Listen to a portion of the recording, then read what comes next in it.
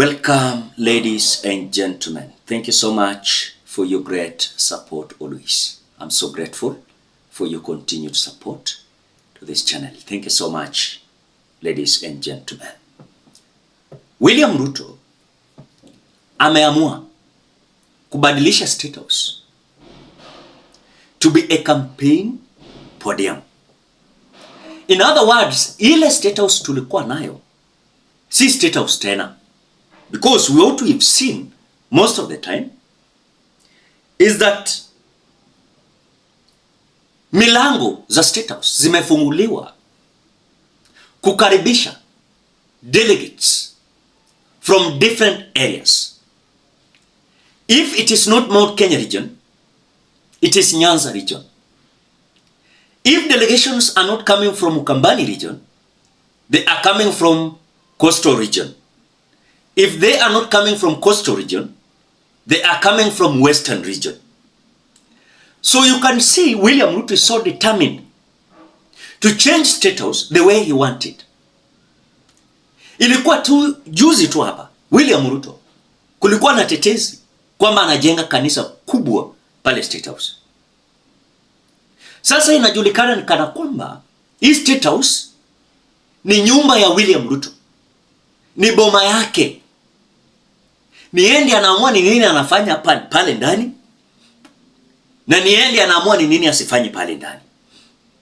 At the moment William Ruto anabadilisha Statehouse kukua campaign podium, it is giving us a lot of worries. Because look at even White House in the US, several Statehouse in Africa. Such kind of scenarios are not there. Ladies and gentlemen, before you continue, as you always do, ensure you like the video. And like the video, you automatically support the work that I'm doing in this channel. Because sometimes you watch and you forget liking the video. So this is just a reminder. As you watch, please consider liking the video. Thank you so much for that like. Ebu nione kwa mikono. Bwana Yesu asifiwe. Basi mketi chini. Basi Kanairo. Sasa nyinyi mutulize boli. Leo mko Statehouse. Sindio? Na hakuna haraka. Sindio? Kwanza wacha nichukue nafasi hii kuwakaribisha ninyi nyote hapa Nairobi, wananchi wa Kanairo, na wakaribisha hapa Statehouse. Kuna jamaa, I can give you example of delegation hosted at Statehouse. Number one, August 7th this year, we had a border team. We had Nairobi youth on 9th. Then August 15th, we had Nyamira and Kisii. August 29th, we had Meru delegates. Then September 2nd, we have Kuria West and Kuria East delegates. Then September 2nd, the same, William Ruto had Turkana delegates. September 11th, Ruto had Kisii delegates. September 12th, Ruto had Murang'a delegates. Then September 13th, Ruto had 10,000 teachers at Statehouse. President Ruto has opened Statehouse gates, of course, to delegations from across the country, trying to explain, yani anajaribu kuelezea,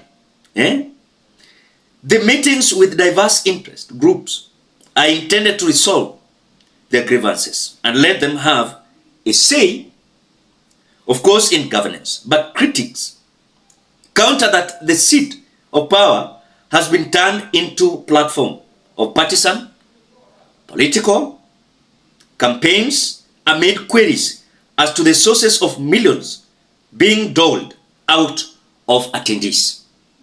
Because remember, wale wanaenda Statehouse si wanaenda kwa hiari yao. Ni wale wamekuwa mobilized, wamepewa tu kitu, wanaenda Statehouse. Utakula lunch, pesa umepewa, inaitwa allowance. Kutoka hapo, logistics, yeye ndiye amemobilize. Unabebwa, unarudishwa, umekula lunch, umepewa handout. What William Ruto has not realized is that the way he's handling Kenya is literally destroying everything. That was not the mentality William Ruto was given an opportunity to do. It is so heinous for a government of the day to continue exploiting Kenyans for his own benefit. This Statehouse is not a toilet. This Statehouse is not a marketplace. I know he is defending himself. Anasema ati ama presidents wengine hawakubali ati watu kuingia Statehouse. Si kwamba hawakutaka, but because of maybe security guidance, they were told at the moment you are starting to bring in these individuals, some individuals will not come with good faith. There will be a security breach that William Ruto does not understand. Not all individuals ferried or mobilized, taken to Statehouse, they have good intentions. A Statehouse is a place where a country is being governed. At the moment you have lowered or downgraded the Statehouse, you are telling us that Statehouse is just a common area. A Statehouse is not a common area. I want you to mark that. A Statehouse is not a common area. A Statehouse is a sacred place. It's like, for example, a palace. You know, that is where a kingdom is being governed. The same to Statehouse. The same to White House in US. The same to kingdoms. They are using the palace. But at the moment William Ruto is now coming out to change Statehouse, a campaign podium, Kenyans, you must be worried. I know some individuals will not understand. They will not. Watatuambia kwa comment section, hatio wacha hata sisi tuingie Statehouse. My friend, Statehouse is a place where this country is being governed from. You cannot tell me, and that is why if you are keen, William Ruto ako na ofisi hapa, Harambee Annex, CBD, ako na ofisi hapo, anaweza kuwa na meetings hapo. But Statehouse is not a place of a joke. At the moment now delegates are going to Statehouse. Ni kama ile tabia William Ruto alikuwa nayo akiwa deputy. Pale is residence, pale kwa deputy. Hapo Karen. Alibadilisha kwa nini? Kwa mahali pa delegates wanakutana nini? Yote tuliona. So wakati sasa yeye ni president, amegeuza ile tabia alikuwa anafanya akiwa deputy, amepeleka Statehouse. My friend, Statehouse si mahali pa kuchezea. Na niliwauliza hapa, muangalie Statehouse in Uganda. Saa hii wako campaign. Sijui kama wamefanya election bado. Umeona Museveni akibebana na watu akipeleka Statehouse. Na kama amepeleka Statehouse, it is something that is very serious. These are delegates. Yeah? Inamsaidia to have some internalization about his governance. Maybe security personnel is okay. You know? Security personnel. Like Uganda, defense forces, police. Maybe even he can decide to have a meeting with his deputy, his CSS. No problem. But what we've seen with William Ruto, he has turned the Statehouse to be his own thing, his own property. In fact, even the symbol we had in Statehouse, ile ilikuwa inaonyesha heritage of our country. Ile Statehouse ya kitambo, saa hii Statehouse inakaa kama kibanda ya kuuza nyanya. Hata ukiangalia kwa picha unashindwa, is this the Statehouse or what? Is this the Statehouse? And even you can tell if we are not sure if that's the Statehouse. Kwa sababu pale hata ukiangalia vile vituko ilikuwa wakati vijana waliitwa pale Nairobi Youths. Mliona vituko?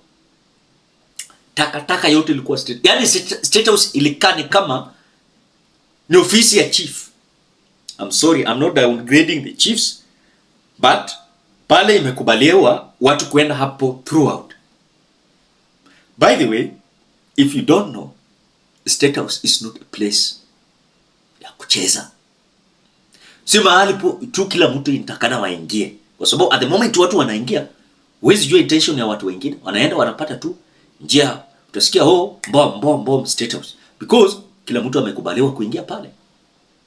William Ruto must be cautious. He must be cautious. If he's not going to be cautious, then you'll hear things before Cup 2027.